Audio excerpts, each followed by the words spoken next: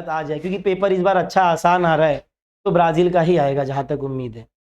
ठीक है, आगे बढ़ते हैं। अब थोड़ा सा बोर्ड के आईएमपी क्वेश्चन की बात करें तो ये बड़ा दिल धड़काने वाली बात है। देखो, ये जो बोर्ड का इंपॉर्टेंट क्वेश्चन शुरू कर रहा हूं, शुरू करने से पहले कुछ बातें बोलना चाहूंगा, नहीं तो आप बेहोश हो जाओगे।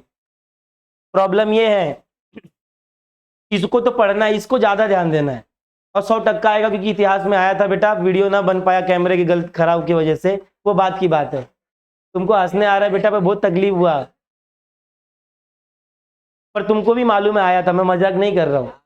तो इस बार मुझे मालूम है, मेरे को आधा टेंशन इस बात का था, अगर नहीं आया तो बच्चे अगली बार लेक्चर में ध्यान ही नहीं देंगे, सर कुछ भी बोलते आता नहीं है, पर इस बार आएगा और अच्छे से आप लिखिएगा इसे। इधर क्लियर? तो जो पढ़ा है वो तो थोड़ा बहुत पढ़ना भी है, पर जो मैंने बोला उसको अत्यधिक मात्रा में पढ़ना है। इधर क्लियर? टोटल 22 क्वेश्चन है बेटा, इसी 22 क्वेश्चन में से आएगा, चाहे वो ज्योग्राफिकल क्वेश्चन हो। कुछ बच्चे बोलते हैं सर आपने विस्तार में लिखो का बोला था वो क्वेश्चन, वो सर भौगोलिक कारण में आ गया। अरे आ गया ना, लिखना आया ना, बात खत्म। सर आपने बोला था भौगोलिक कारण में आएगा, वो एक वाक्य में आ गया, अरे आया ना भाऊ, लिखो ना। आना जरूरी है, कहीं भी आए, चाहे वो रिक्त स्थान में आए, आना जरूरी है। आगे देखते हैं। प्रश्न था उस टाइम पे, मैं बताना आपको भूल गया, मैं आपको बोला ना कि बताऊंगा आने टाइम पे। क्या है कि कभी कभी पूछते हैं, नदियों के बारे में भी पूछते हैं कि भारत तथा ब्राजील के स्थान व विस्तार के बारे में लिखिए। बड़ा पसंदीदा प्रश्न है, दो तरीके से पूछता है, देख लो बेटा। यहां जो लिखा है वो तो देखना है, मैं क्या बोल रहा हूं उसको भी सुनो। मैं हर एक प्रश्न के बारे में आपको बताऊंगा आंसर क्या हो सकता है। तो बेटा बच्चों को टेंशन रहता है, सर स्थान और विस्तार में अंतर क्या है? अरे स्थान मतलब भारत आपको मालूम है उत्तरी गोलार्ध और पूर्वी गोलार्ध में, उत्तर पूर्वी गोलार्ध में है, इसे कहते हैं स्थान। ब्राजील की बात करें सर तो पश्चिम उत्तर दक्षिणी गोलार्ध में, पश्चिम उत्तर दक्षिण। बहुत सारे बच्चों को दक्षिण में डाउट आता है, पर नहीं, दक्षिण में भी है। ठीक है, ये तो स्थान है। दूसरा सर, सर अभी विस्तार बताइए, विस्तार क्या होता है? सर भारत इतने डिग्री से उठ करके इतने डिग्री पे खत्म है, पूर्वी से लेकर के पश्चिम तक, मैं ये बात कर रहा हूं। ये जो प्रश्न है ये भौगोलिक कारण में भी आ सकता है और विस्तार में लिखो में आ सकता है। सर विस्तार में जब लिखो बोलता है ना तो दिमागवा उड़ जाता है एकदम, सर कैसे लिखूं 4 मार्क में कम से कम 6 पॉइंट मेरा, हाँ 8 पॉइंट आपके ऊपर है, पर बोर्ड डिमांड करता है 6 पॉइंट, 1 पॉइंट कम से कम 2.5 लाइन का। सर कैसे लिखूं, क्योंकि भौगोलिक बहुत पसंद, सेकेंड चैप्टर का एक ही प्रश्न है, ये 2 ही प्रश्न है, तो समझ लो उठेगा, चाहे भौगोलिक में आए चाहे वो विस्तार में आए। तो सर लिखूं कैसे? विस्तार में आया तो कैसे लिखूं? सर 2 ही पॉइंट तो है, एक तो बता दिया, या तो आप 2 पॉइंट को 6 पॉइंट कैसे बनाते वो बताता मैं। कैसे? पहले लिखोगे भारत, पहला पॉइंट। ऐसा कभी भी जब ऐसा क्वेश्चन आए, मैं हमेशा बोलता हूं लिखने का तरीका भी देख लो, भारत तथा ब्राजील के स्थान, भारत और ब्राजील कंपेयर हो रहा है, अंतर स्पष्ट करो, तो टी फॉर्मेट बनाओ ऐसा। यहां लिख दो भारत, क्या लिखोगे? यहां लिखोगे ब्राजील। तो पहला प्रश्न पहला आएगा, भारत उत्तरी गोलार्ध, उत्तरी व पूर्व गोलार्ध में, ब्राजील उत्तर दक्षिण पूर्व गोलार्ध में, पश्चिम गोलार्ध में। दूसरा प्रश्न, भारत 8 डिग्री से लेकर के जो भी है 97 96 जो भी हो, 4 डिग्री जो भी हो वो लिखो, ब्राजील वो लिखो। तीसरा पॉइंट सर, इसी पॉइंट को, एक तो हो गया पूर्वी वाला, पूर्वी विस्तार, एक हो जाएगा पश्चिमी विस्तार, मतलब कितने पॉइंट हो गए? 3। अब आता है चौथा पॉइंट। सर चौथे पॉइंट में तुम डायग्राम बना दो सीधा, ऐसा धरती बनाओ छोटा छोटा, यहां पर धरती बनाओ और दिखा दो यहां पर, पहला दिखा दो यहां पर अक्षांश रेखा, अक्षांश रेखा के साथ साथ आप बना दो फिर वो आपका देश, वो आपका प्रधान रेखा, प्रधान रेखा के बाद यहां दिखा दो यहां भारत है। समझ में आया क्या बोला? अब यहां पर ऐसा बना दो, ये दिखा दिया आपने अक्षांश रेखा, सॉरी ये आपका विषुवत रेखा, ये आपका प्रधान रेखा, ब्राजील है कहाँ? यहाँ पर दिखा दो। जिसको डायग्राम थोड़ा अच्छा बनाना है तो बना देना उसी में थोड़ा छोटा सा। सही है कि नहीं है? यस या नो? 4 में से तो इसमें 3-4 आपको मिल ही जाएगा आराम से, 3 साढ़े 3 नंबर मिल जाएगा, क्योंकि आपने डायग्राम भी बताया, आपने उसके बारे में भी सही सही लिखा। किसी कुछ डाउट है? एकदम क्लियर है ये प्रश्न?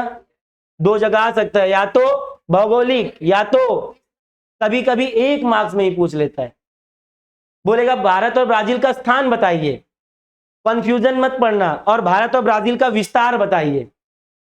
तो विस्तार में आप डिग्री वाला लिखोगे, स्थान में आप उत्तर दक्षिण पूर्व पश्चिम। दूसरा क्वेश्चन ध्यान से सुनना बेटा, यही 2 क्वेश्चन है पहले चैप्टर में। फर्स्ट चैप्टर को मैंने गिनती भी नहीं किया, छोड़ो जाने दो। स्वतंत्रता के उपरांत भारत और ब्राजील की किन समस्याओं से जूझना पड़ा? सर ये भौगोलिक कारण में भी आता है लगभग, ये ना विस्तार में आता है। तब आप बोलोगे स्वतंत्रता के उपरांत, तो ऐसे क्वेश्चन जब आए तो सर कैसे लिखे? उसको भी टी फॉर्मेट में लिखोगे। सर आप कैसे भी लिखो सही होता है, पहली बात तो पॉइंट में लिखना पड़ता है। अगर आप टी फॉर्मेट में लिखते हो तो एज अ एग्जामिनर हमें बड़ा आसान होता है कि भाई ब्राजील का इसने इतना इतना पॉइंट लिखा और भारत का इतना इतना पॉइंट लिखा। अगर आपको दूसरा भी कोई तरीका देखना है तो देखो यहां पर अपन बात करते हैं। जैसे इसने बोला कि भारत और ब्राजील के बारे में लिखिए, तो आपने लिख दिया। क्या पूछा था क्वेश्चन वहां पर? परेशानी, समस्या क्या थी? तो समस्या के लिए आपने यहां पर समस्या, जो भी आपका क्वेश्चन है वो लिखा, आंसर जो भी आपका मेथड है, आंसर ऐसे भी लिखते हैं। तो पहले आप लिखोगे स्वतंत्रता उपरांत, स्वतंत्रता उपरांत भारत और ब्राजील को ये समस्याओं से जूझना पड़ा। ए पॉइंट आएगा भारत, क्या आएगा? ए पॉइंट क्या आएगा? भारत। तो भारत में फिर आप क्या लिखोगे? पहला पॉइंट, दूसरा पॉइंट, तीसरा पॉइंट, जो जो आपको मालूम है क्या क्या जूझी थी परेशानी, चौथा पॉइंट। 2 लाइन मारा, 2 लाइन में बता दो। अब बी पॉइंट आप लिखोगे ब्राजील। अब ब्राजील में सर ये आपने रोमन में लिखा है, रोमन में ही लिखना है। जब भी आप किसी प्रश्न का पॉइंट लिखते हो तो किस में लिखना है? रोमन में, याद रखना, नहीं तो फिर देखो फिर क्या होएगा। फिर आप बड़े में लिखते हो तो रॉन्ग हो जाता है, बड़े में तो बेटा ऑलरेडी दिया हुआ है क्वेश्चन। अब ब्राजील का भी सर आपको 4 पॉइंट आ रहा है, 1 2 3 4। सर हम जैसा लिख रहे थे मिक्स मिक्स में, क्या तकलीफ है सर? तकलीफ कुछ नहीं है। फिर हमको ढूंढना पड़ता है, ब्राजील का इतना पॉइंट लिखा है, भारत का इतना पॉइंट लिखा है। कुछ लोग सिर्फ भारत के बारे में लिख देंगे, ब्राजील के बारे में मैं लिखूंगा, तो फिर ऐसे टाइम पे ना 2 लिख देते हैं। और कभी कभी बच्चे पूरा लिखते हैं पर उनको ना 4 में से 3 देते हैं, और कुछ कभी कभी गुस्सा आता है तो 2.5 भी लिख दे देते हैं। लिखा सब है पर मिलेगा कितना? 2.5 या 3। और जो स्कॉलर रहता है वो ऐसे लिखेगा, बोलेगा दे भाई, भारत का भी 4 लिखा, ब्राजील का भी 4 लिखा, ले सब लिखा है और एकदम क्लियर दिख रहा है तेरे को, तू काट भी नहीं सकता। इवन मॉडरेटर भी काट नहीं सकता, क्या काटेगा? सब तो लिखा है, वो भी अच्छे से लिखा है। इसीलिए मैं बार बार बोलता हूं बच्चों को ऐसा लिखा करो। मैं बोल बोल के थक गया हूं, फिर भी वो लिखेंगे अपने मर्जी का है। तो लिखो बेटा, अपने को तकलीफ नहीं है। फिर तुम क्या करोगे? मैंने तो सब प्रश्न लिखा भाई, अभी 40 में से 39 तो ज्योग्राफी में फिक्स है, 40 तो नहीं आएगा ना। फिर बाद में जब पेपर आया ज्योग्राफी में 30 आया, ये क्या हो गया? मैंने तो सब सही लिखा था। तो सही लिखा था पर सही तरीके से नहीं लिखा। Is that clear? आगे देखते हैं, भारत तथा ब्राजील की प्राकृतिक संरचना। ये भी बहुत बढ़िया क्वेश्चन है। इसमें तुम्हारा ये प्रश्न और ये प्रश्न, भारत तथा ब्राजील के अपवाद तंत्र, इसमें पूरा तीसरा चैप्टर ही फिनिश है। सबसे इंपॉर्टेंट चैप्टर है तीसरा, कौन सा? अगर देखा जाए भारत तथा ब्राजील की प्राकृतिक संरचना, जब ऐसा प्रश्न आए तो कैसे लिखे सर? 4 मार्क्स में आता है। क्या पता इस बार दोनों में से कोई एक आ जाए, या तो भारत और ब्राजील की, या तो भारत की प्राकृतिक संरचना पूछ लेगा, या तो ब्राजील की प्राकृतिक संरचना पूछ लेगा, या तो भारत का अपवाद तंत्र पूछ लेगा, या तो ब्राजील का अपवाद तंत्र। सर कैसे बताऊं? देखो भारत का प्राकृतिक संरचना समझो पूछा, दोनों में से कोई एक ही पूछेगा, तो कैसे बताना है? भारत का प्राकृतिक संरचना मतलब लिखोगे भारत को 5 भागों में बांटा गया है। पहला भाग है हिमालय, क्या है? दूसरा भाग है आपका जो है नहीं, मेन ये हो रहा है, बार बार इंग्लिश ध्यान में आ रहा है, वो प्लेन वाला इलाका मैदानी प्रदेश। तीसरा भाग है आपका द्वीपीय इलाका, चौथा भाग है प्रायद्वीप, इस और पांचवा भाग है आपका तटीय प्रदेश। इस प्रकार से 5 पहले लिख दोगे, 5। उसके बाद पहला हिमालय उठा के 2 मिनट में, 2 लाइन में, 3 लाइन में, समझ में आ रहा है? आपका मैदानी प्रदेश 2 लाइन 3 लाइन में, आपका जो द्वीप है 2 लाइन 3 लाइन में, ज्यादा नहीं लिखना, 2 line 3 line, 2 line 3 line, explain कर दो। सर इसमें क्या होता है, आपने 5 पॉइंट पहले बता दिया है भाई, डिवाइड क्या हुआ है। सर क्या होएगा, ये 5 पॉइंट देख के वो मार्क्स दे देगा, उसको ढूंढना नहीं पड़ेगा। अरे भाई प्राकृतिक संरचना हिमालय के बारे में कहाँ लिखा है, ढूंढना नहीं पड़ता है कि मैदानी प्रदेश लिखा है कि नहीं लिखा है, ढूंढो पहले। समझ में आ रहा मैं क्या बोलना चाह रहा हूँ? ये तो तुमने पहले ही दिखा दिया, 4 में से 4 ले लो। सेम ऐसी ब्राजील का, ब्राजील को कितने भागों में बांटा गया है? 3 4 5 भागों में उसको ही बांटा गया है, 5 भागों में। तो पहला भाग कौन सा है? उच्च भूमि है। पहला 2 उच्च भूमियां है, गुयेना ब्राजील, दूसरा विशाल कगार, उसमें भी समुद्र तटीय इलाके आते हैं, उसमें भी द्वीपीय प्रदेश है। इस तरीके से आप लिखोगे, समझ में आ रहा है? तो आपको तीसरा प्रश्न समझ में आया? एक साथ देख लो बेटा, आएगा जरूर। और इसी ये 2 ही क्वेश्चन में से कोई एक 100% आएगा, 4 में से, 4 मार्क में एक तो बचेगा। बचना मतलब आना। अब आएगा ब्राजील के अपवाद तंत्र या भारत के अपवाद तंत्र। भारत और ब्राजील के अपवाद तंत्र की बात करें तो भारत का जो अपवाद तंत्र दुनिया भर की नदी है। अपवाह मतलब नदी, अपवाह मतलब नदी। तो सर नदी मतलब अपवाह में क्या आ सकता है, आपको क्या लगता है भाई? भारत की नदियां कौन सी है मेन? वो लिख दो, गंगा वगैरह की नदी के बारे में लिखो, गंगा नदी। भारत का जो अपवाद तंत्र है इसमें 2 लफड़े हैं, गंगा नदी दिखा दो, गंगा नदी, गोदावरी नदी, कृष्णा नदी, कावेरी नदी, इस तरीके से मुख्य नदियां हैं भारत में। अगर आपको पूछा भारत के अपवाद तंत्र, तो आप पहला लाइन लिखोगे, भारत के अपवाद तंत्र को 2 भागों में बांटा गया है। ध्यान से सुनो, भारत के अपवाद तंत्र को 2 भागों में बांटा गया। कितने भागों में? 2 भागों में। पहला हिमालय, पहला, दूसरा प्रायद्वीप, दूसरा, ये लिख दिया, पहला हिमालय, दूसरा प्रायद्वीप। अब लिखो हिमालय की नदी कौन सी है, जिसमें गंगा है, ब्रह्मपुत्रा है, जिसमें सिंधु नदी है, बता दो 2 लाइन 3 लाइन में। अब बताओ प्रायद्वीप में कौन सी है? प्रायद्वीप की सबसे प्रमुख नदी गोदावरी है, कावेरी है, कृष्णा है। इस तरीके से बांट दो, 4 में से 4 ले लो। बच्चे क्या लिखते? पैराग्राफ पे पैराग्राफ, पैराग्राफ पे पैराग्राफ। तो उसमें ढूंढा जाता है, हमको आंसर शीट आता है, तुमको मालूम रहेगा, तो उसमें लिखा रहता है सब क्या आंसर होना चाहिए। तो इसीलिए जब भी, और दूसरा एक और क्वेश्चन आता है, पता नहीं इसमें लिखा है कि नहीं, हिमालय की नदियां प्रकृति की 12मासी है, लिखा है ना? हाँ, ये हमारे जमाने में भी आता था 2017 में, जब 12वीं 10वीं पढ़ रहा था मैं। कैसे लिखोगे सर? जो हिमालय में अत्यधिक जो नदियां हैं वो प्रकृति की 12मासी है, कारण जो हिमालय है वहां पर बर्फ 12 महीने ढके होते हैं। बारिश के समय वर्षा का पानी मिल जाता है तो बहती रहती है, पर जब गर्मी आती है तो बर्फ पिघलता है। अब बर्फ पिघलने के कारण धीरे धीरे धीरे धीरे वो पानी आता है। और हमेशा सर ऐसे क्वेश्चन कैसे लिखिए सर, 4 मार्क में आ गया, कैसे लिखूं? क्योंकि 4 मार्क्स में 6 पॉइंट लिखना टेंशन वाला काम है ना, नहीं आएगा उतना, तो दिमाग लगाओ। कैसे? अगर पूछा है हिमालय की अत्यधिक नदियां प्रकृति के 12मासी हैं, तो आप क्या लिखोगे? पहला पॉइंट, भारत में अपवाद तंत्र 2 भागों में बांटा गया है, पहला हिमालय अपवाद तंत्र, दूसरा प्रायद्वीप अपवाद तंत्र। अब पूछा क्या है? हिमालय। अब हिमालय के बारे में लिखो। देखा, इसे होशियारी बोलते हैं। गलत नहीं लिखा है, सही लिखा है। उसको भी मालूम है होशियारी कर रहा है, पर सही लिखा है। उसको यह भी मालूम पड़ गया, इसको दोनों मालूम है, पर जो पूछा है वही लिखा। ये लिखने का तरीका होता है, हम लोग ऐसे लिखते हैं। इधर क्लियर? अब आता है ब्राजील का अपवाद तंत्र। ब्राजील का सबसे सोपा अपवाद तंत्र है, सबसे इजी। उसमें पहला आता है अमेजन, दूसरा आता है पैराग्वे पराना, तीसरा उरुग्वे आता है, और साउ फ्रांसिस्को आता है। हाँ, पुरुष तो छोड़ो, वो सब नकली नदी है। वैसे देखा जाए तो भारत में पता नहीं कितना तू खत्म हो जाएगा बेटा, पर नदी नहीं खत्म होगी ऐसा। पर देखते हैं, अभी आप ब्राजील की अगर देखेंगे तो अमेजन है। अमेजन आपको मालूम है पेरू से निकलती है, स्टार्टिंग में 1400 किलोमीटर की होती है, खत्म होते होते कुछ 240-45 तक आ जाती है। बहुत ही ज्यादा अपवाह तंत्र तेजी से है, बहुत ज्यादा तेजी से बहता है, चौड़ाई बहुत ज्यादा है, ये तो हो गया।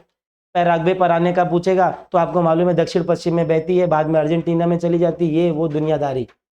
उसके बाद आपने बोल दिया भाई साओ फ्रांसिस्को के बारे में लिखो, तो साओ फ्रांसिस्को के बारे में आपको मालूम है क्या? साओ फ्रांसिस्को साओ पाउलो से निकलती है, 1000 किलोमीटर तक अंदर जाती, फिर 60 से पूरब की दिशा में घुस जाती है अंदर।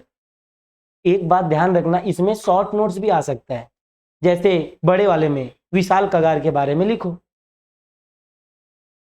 या गंगा के मैदानी प्रदेश के बारे में लिखो 4 मार्क्स में, विशाल कगार के बारे में लिखो 4 मार्क्स में। गंगा का मैदानी प्रदेश 4 मार्क्स बोल दे, तुमको 50 पेज लिख देना चाहिए, मजाक नहीं बोलता हूँ।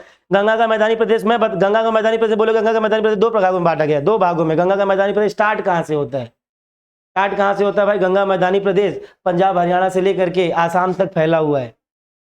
गंगा का मैदानी प्रदेश 2 भागों में बांटा गया। अरावली के पूर्व साइड में गंगा का मैदानी प्रदेश, पश्चिम साइड में दूसरा आ जाता है, जो थार वाला आता है।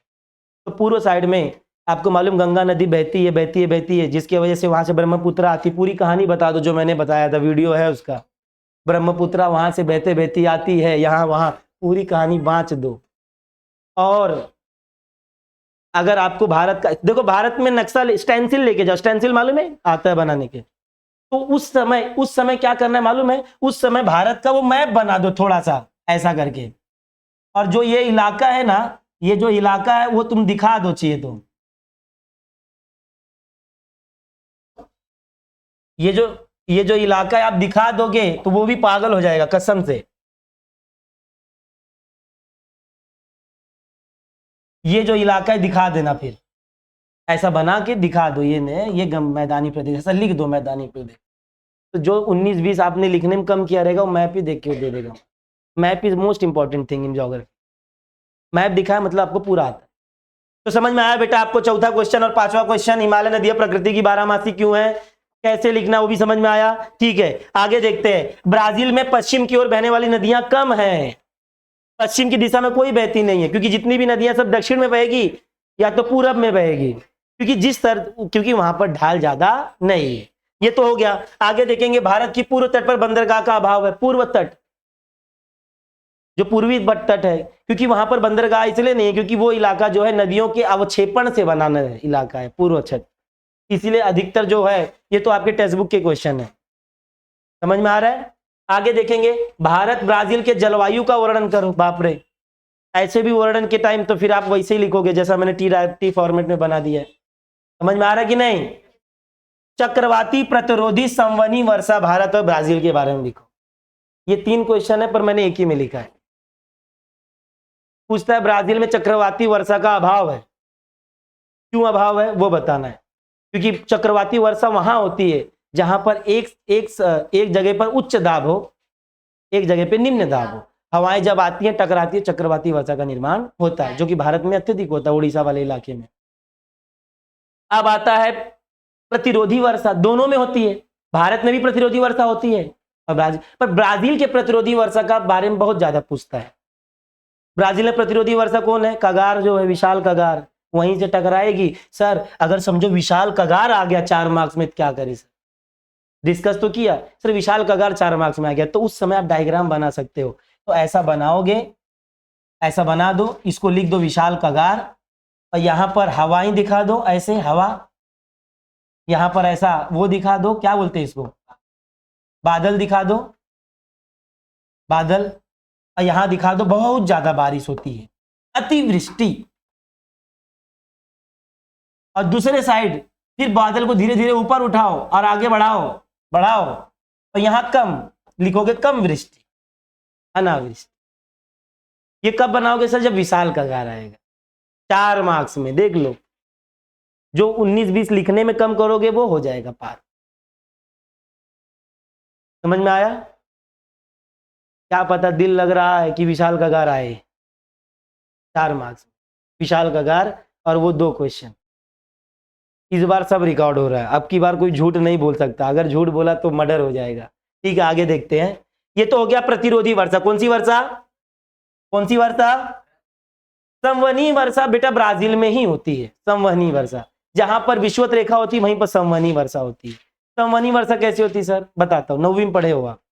संवहनी वर्षा के समय जहां अत्यधिक गर्मी होती है वहां पर हवा गर्म हो जाती है। जब हवा गर्म होती है तो भाप ज्यादा बनता है। जब भाप बनता है तो वो भाप बन के ऊपर जाता है, और जब धीरे धीरे ऊपर जाता है, धीरे धीरे ऊपर जाता है, इसी वजह से इस इलाके में 12 महीने बारिश होती है। समझाइए। आगे देखेंगे वापसी का मानसून के बारे में लिखिए। इसके ऊपर भी बहुत अच्छा डिस्कस किया था अपन ने। ये हिडन क्वेश्चन है बेटा, तुम्हारे बुक में नहीं है, इसका मतलब है नहीं कि आएगा नहीं। वापसी का मानसून भारत में स्टार्ट होता है। भारत में वर्षा दक्षिण पश्चिम हवाओं से होती है। जब दक्षिण पश्चिम हवा सबसे पहली बार बारिश 5 जून को कहां होती है? केरल में। केरल से होते हुए धीरे धीरे धीरे धीरे वो अंदर, ऐसे ही बताओगे जैसा बता रहा हूं, धीरे धीरे वो अंदर जाती है और अरावली माउंटेन से अरावली पर्वत से टकराने के बाद अत्यधिक वर्षा मध्यम भाग में होती है और 30 से 35 दिनों के बाद वो उत्तर प्रदेश तक पहुंच जाती है। 35-40 दिन के बाद वहां अतिवृष्टि होती है। वहां से टकराने के बाद हिमालय से टकराने के बाद भारत में रिटर्न आती है। और जब रिटर्न आती है तो हमारा जो तमिलनाडु वाला इलाका है वहां अत्यधिक वर्षा होती है अक्टूबर नवंबर के बाद। ये लिखना जरूरी है। इसी वजह से जो वापसी के मानसून की वजह से तमिलनाडु में नवंबर और दिसंबर के महीने में बारिश होती है। ये ऐसा फिर अंडरलाइन कर दोगे, और इसी को हम वापसी का मानसून कहते। अगर तुम्हारे पास टाइम है डायग्राम बनाओ, इंडिया का वापस से डायग्राम बनाओ बेटा। टाइम है तो बनाओ बना दोगे तो किसी का अंकल भी काट नहीं सकता। ऐसे दिखा दो क्या करना है। चीरेगा तो डिजाइन में थोड़ा कलर लगा देना।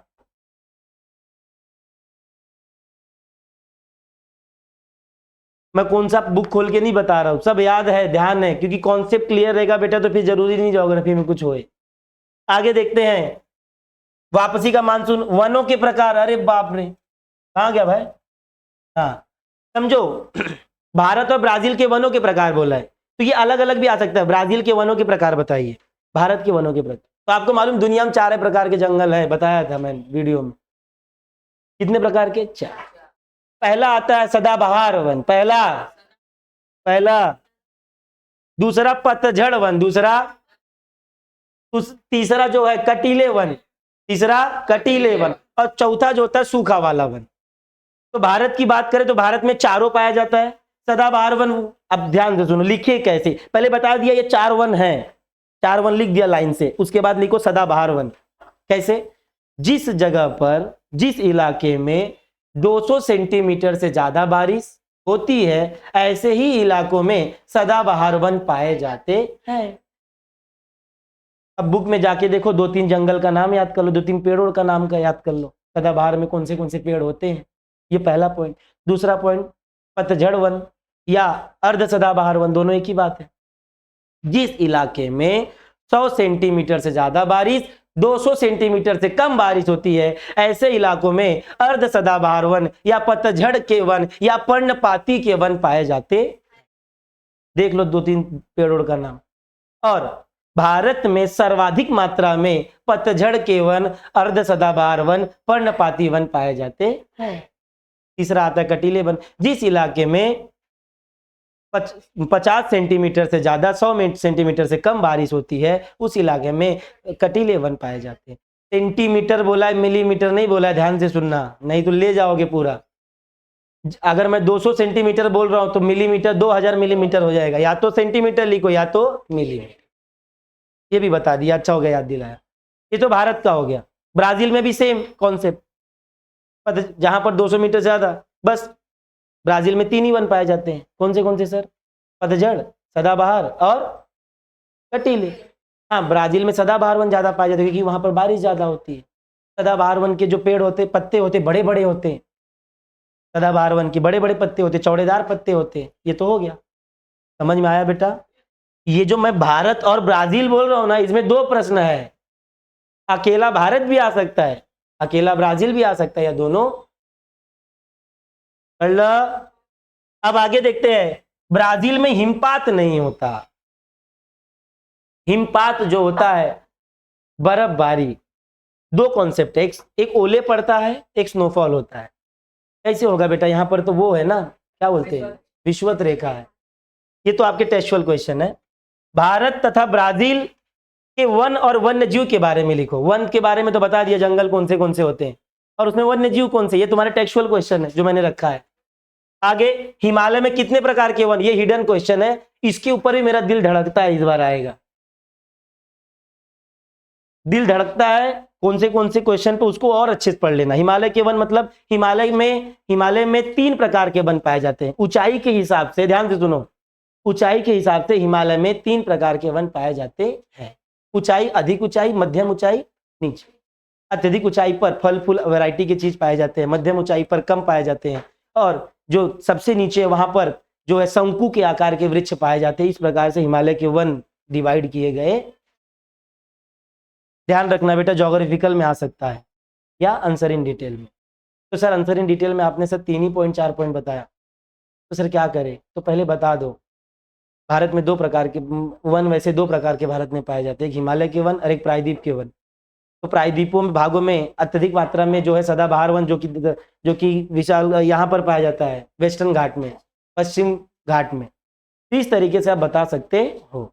आगे देखते हैं, ब्राजील तथा भारत को किन पर्यावरणीय समस्याओं से जूझना पड़ा, ये भी आपका टेक्सुअल क्वेश्चन है। ब्राजील तथा भारत की जनसंख्या का वर्णन, अब जनसंख्या का वर्णन कैसे बताओ ना ब्राजील। हाँ एक बात और, जो भी आप कुछ भी लिखोगे वो 2011 के हिसाब से लिखोगे, 2022 के हिसाब से।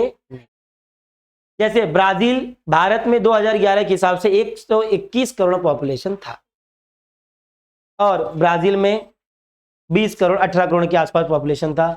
कितनी प्रति व्यक्ति आय, कितनी प्रति व्यक्ति कितने थी, यहाँ पर प्रति व्यक्ति कितनी है। भारत दुनिया का 2.4% है, तो ब्राजील कितने परसेंट है। भारत में पढ़े लिखे लोग कम है, ब्राजील में पढ़े लिखे लोग ज्यादा है। भारत में जिंदा लोग ज्यादा है, मतलब लिटरेसी रेट कम है, वहां पर ज्यादा। इस तरीके से आप बताओ। तो डेटा कौन सा लेना है, उस समय राज्य कम था, याद रखना। क्वेश्चन आएगा, क्या पता आ जाए, रिक्त स्थान में आएगा आपकी बात।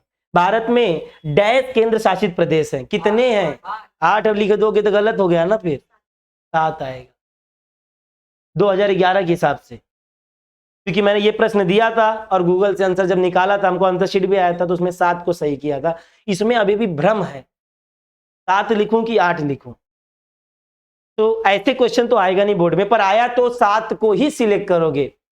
टेक्स्ट बुक में 7 ही दिया है। 21 तो बेटा आज नया पब्लिश हुआ है, 2024 का 21। देखो मैं टेक्स्ट बुक पे भरोसा करता हूँ, बोर्ड टेक्स्ट बुक देता है, 21 नहीं देता है, ना डाइजेस्ट देता है, ना कुछ देता है क्या बोर्ड। बोर्ड बोलता है भाई टेक्स्ट बुक दिया, उसी से पढ़ो, उसी में प्रश्न आए। अब पर तुम टेक्स्ट बुक के अलावा सब पढ़ते हो, हाँ टेक्स्ट बुक के अलावा सब पढ़ोगे। और मैं टेक्स्ट बुक के हिसाब से उस दिन तुम्हारे सामने धप्पा दिया, शायद मैंने एक्सरसाइज भी देखा नहीं था इतिहास में, इसमें भी लगभग नहीं देखा है मैंने। आगे देखते हैं, जनसंख्या संरचना, ये शॉर्ट नोट्स में आ सकता है, मतलब टिप्पणी लिखो में जनसंख्या संरचना, आयु, लिंग, पिरामिड, जनसंख्या वृद्धि दर के बारे में लिखिए। जनसंख्या संरचना में क्या होता है बेटा, ध्यान से सुनो। जनसंख्या संरचना में अगर आपसे पूछ लिया लिंग अनुपात किसे कहते हैं, सेक्स रेशो जो होता है, तो प्रति 1000 पुरुष के पीछे स्त्रियों की संख्या को क्या कहते हैं, लिंग। एक वाक्य में आ सकता है, प्रति 1000 पुरुष के पीछे स्त्रियों की संख्या, लिंग अनुपात। भारत का लिंग अनुपात खराब है। लिंग अनुपात किसे कहते हैं सर, एक बार मैंने मैप दे दिया तुम्हारे सामने, बस डिस्कस कर देता हूँ, छोटा सा कॉन्सेप्ट है, दे दिया ऐसा ही लाइन बना दिया ऐसा, और ऐसा दिया हुआ था, और बोला था क्वेश्चन था लिंग अनुपात स्त्री और पुरुष की। तब बच्चे पूछ रहे सर इसमें स्त्री किधर है पुरुष किधर, अरे बोला अरे भाई इसमें जो लाइन है ना ये स्त्री है, ये स्त्री है, और ये जो वाई एक्सिस है ये पुरुष है। समझा क्या बोला मैंने, ये जो लाइन ड्रॉ की गई है स्त्री की लाइन है, नहीं समझा, तुमको भी नहीं मालूम था ये, अरे बाप रे, अगर ये आ जाता बोर्ड में तब क्या होता फिर। तो ध्यान से सुनो, ये जो लाइन है इसमें लिखा रहेगा 100, 200, 300 और 1000 पुरुष। तो ये जो लाइन है ना 1000 के नीचे, अगर 1000 के नीचे है तो लिंग अनुपात खराब है, और 1000 के ऊपर है तो लिंग अनुपात अच्छा है। 1000 के ऊपर मतलब उस इलाके में या उस देश में लड़की ज्यादा है, 1000 पुरुष के पीछे लड़की कितनी है उसे लिंग अनुपात कहते हैं। तो भारत में देखा जाए तो लड़की कम है, लड़के ज्यादा है। ब्राजील में लड़की ज्यादा है, लड़के कम है। यही है, इसको कहते हैं स्त्री वाला, इसको कहते हैं पुरुष वाला। अब बोर्ड में आया तो ये मत पूछना भगवान इसमें स्त्री कहाँ है पुरुष कहाँ है, ध्यान से सुन लो बेटा, इसलिए बोल रहा वीडियो देख लेना, क्योंकि बच्चे हमारे बहुत परेशान हो गए थे। इवन 350 बच्चे परेशान थे कि स्त्री वाला और पुरुष वाला किधर है। ये क्वेश्चन ऐसा दिख रहा है बहुत आसान है, और वो बैल लोग फिर भी लिख देते भारत में लड़की ज्यादा है। अरे भाई सवाल ही पैदा नहीं होता, फिर बालिका वधू वाला सीरियल कैसे बनता फिर? हाँ, लाड़ो अगले जन्म मोहे बिटिया दी जो कहाँ आता तब। याद रखना भारत में, हाँ पर एक बात ध्यान रखना, आंख मूंद के नहीं लिखना है। कभी कभी क्या होता है, गेम खेल देता है बोर्ड वाला, मैप आपको जो देगा ना, भारत का मैप दे रहा है, उसमें ना लड़की को ज्यादा कर देगा, क्या करोगे? मारा मारी करोगे? एक बार देख लो कैसा है, तो समझा ये लिंग अनुपात। अच्छा हो गया बता दिया भाई, नहीं तो मेरे जान पे आ जाते तुम लोग। और देखो भारत और ब्राजील के मत्स्य पालन के बारे में बताइए। हाँ, जनसंख्या का महत्वपूर्ण साधन है, ठीक है ना, जनसंख्या के बारे में लिखिए, क्या प्रॉब्लम है उसमें। और देखो भारत और ब्राजील में भारत और ब्राजील में मछली पालन देखो, या खनन व्यवसाय देखो। खनन व्यवसाय भी आपका टेक्सचुअल क्वेश्चन है। और मछली व्यवसाय देखो, दो प्रकार है। भारत और ब्राजील का जब मछली पालन बोलेगा तो भारत का मछली पालन भी आ सकता है, तो ब्राजील का ही मछली पालन आ सकता है। तो कैसे लिखोगे सर? दो प्रकार है। भारत में मछली पालन दो तरीके से किया जाता है, एक मीठे पानी का, एक खारे पानी का। मीठे पानी का 60% है, खारे पानी का 40% है। बच्चे पूरा प्रश्न लिख देंगे, पूरा उत्तर लिख देंगे, पर ये जो मेन टॉपिक है वो नहीं लिखेंगे। अरे जब मत्स्य पालन आता है भारत का, सबसे पहला टॉपिक यही है, भारत में मत्स्य पालन दो प्रकार से होता है, पहला मीठे पानी का, दूसरा खारे पानी। खारे पानी में लगभग 40% मत्स्य पालन होता है और मीठे पानी में लगभग 60% होता है। अब खारे पानी में कौन कौन मछली वो लिख दो, मीठे पानी में कौन सी मछली वो लिख दो, कौन से इलाके में ज्यादा होती वो लिख दो। समझ में आ रहा है? तो ये मेन पॉइंट लिखिए। सेम ब्राजील के बारे में भी लिखिए, मीठे पानी का वहां कम होता है, नदियां नहीं, अमेजन में जाके करेंगे, बह जाएंगे, जंगल में थोड़ी ना घुसेंगे। एक और प्रश्न आता है भौगोलिक कारण में, वो मैंने यहाँ पर शायद से लिखा नहीं है। देखो आपको इंग्लिश मीडियम वाला भी देखना है, कुछ क्वेश्चन उधर लिख दिए तो कुछ क्वेश्चन इधर उधर हो गया थोड़ा बहुत। एक प्रश्न आता है कि भारत के आंतरिक भाग में या पश्चिम भाग में जनसंख्या कम है, कारण लिखो। ध्यान से सुनो, भारत के आंतरिक भाग में या पश्चिमी भाग में जनसंख्या कम है, या तो यही क्वेश्चन भारत में, सॉरी भारत की बोल रहा हूं, ब्राजील की बात कर रहा था, सॉरी, ब्राजील में आंतरिक या पश्चिम भाग में जनसंख्या कम है, पहला क्वेश्चन। इसी को घुमा के बोलेंगे ब्राजील में जनसंख्या का घनत्व पूर्वी भागों में पाया जाता है, मतलब पश्चिम भाग में क्यों नहीं पाया जाता। अब लिखोगे, अगर पूछा ऐसा क्वेश्चन तो लिखोगे ब्राजील में पूर्वी भागों में जनसंख्या अधिक पाई जाती है क्योंकि वहां पर उचित मात्रा में मीठे पानी की उपलब्धता, कृषि योग्य भूमि है। यही बात किया जाए तो पश्चिम भाग में वहां पर बहुत से कारण ऐसे हैं जिसके कारण से वहां पर जनसंख्या नहीं है। कारण पहला, हमें दिखाई नहीं देता, दूसरा घने जंगल हैं, तीसरा अतिवृष्टि, चौथा रात में तो अंधेरा रहता है, दिनों में अंधेरा रहता है, पांचवा, मजाक नहीं कर रहा हूं, पांचवा जानकारी की कमी। ऐसा लिखोगे पॉइंट में ना तो पागल हो जाएगा बोर्ड वाला। इस कारण से ब्राजील के आंतरिक भाग में या पश्चिम भाग में जनसंख्या कम। जिसने पूरे साल नहीं पढ़ा है आज ये वीडियो देख लेगा, मां कसम बोलता हूं, उसको पूरा प्रश्न वैसे ही क्लियर हो जाएगा। लगभग मैं सब प्रश्न एक्सप्लेन कर रहा हूं। आगे देखते हैं, ये तो मैंने एक्स्ट्रा बताया। भारत तथा ब्राजील की खनन व्यवस्था हो गया। भारत का परिवहन संचार का विकास, परिवहन पढ़ लेना बेटा। भारत में रोडवे कितना है, रेलवे कितना है, ब्राजील में कितना, कैसे है, कौन सा ज्यादा है। मानक समय पढ़ लेना, BRT ब्राजीलियन टाइम और इंटरनेशनल डे टाइम। ये आता तो नहीं है पर पढ़ लेना, मैंने लिख दिया वैसे भी, रीड करके जाना, रीड करके क्या बता, 1 मार्क्स में आ जाए। BRT किसे कहते हैं? यह ब्राजील का मानक समय है। ब्राजील को 4 भागों में बांटा गया है। ब्राजील का टाइम जोन कितने भागों में? 4 है कि 3? 4। और भारत को कितने भागों में बांटा गया है? एक ही है ना।